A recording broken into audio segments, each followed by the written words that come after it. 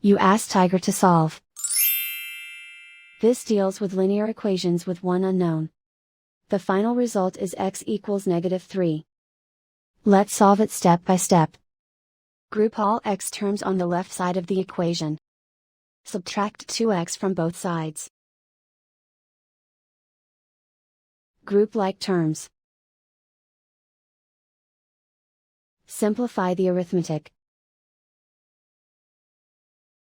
Group like terms. Simplify the arithmetic. Group all constants on the right side of the equation. Subtract 8 from both sides.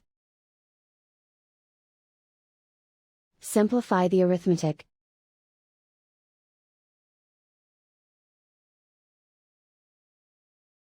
Isolate the x.